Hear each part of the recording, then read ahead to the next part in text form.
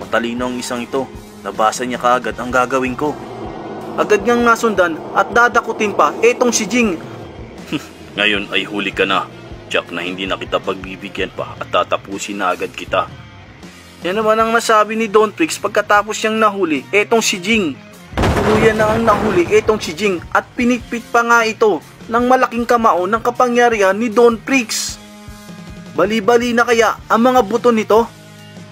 At sandali lang, hindi pa nga ito nagpapatalo etong ating bida na si Jing.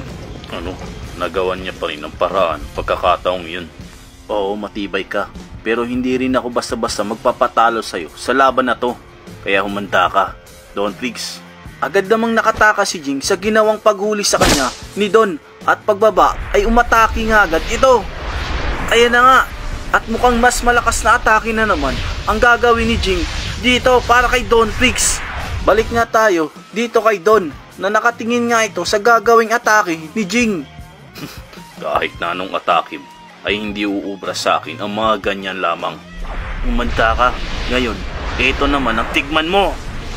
Ngayon, anong klaseng atake na naman kaya ang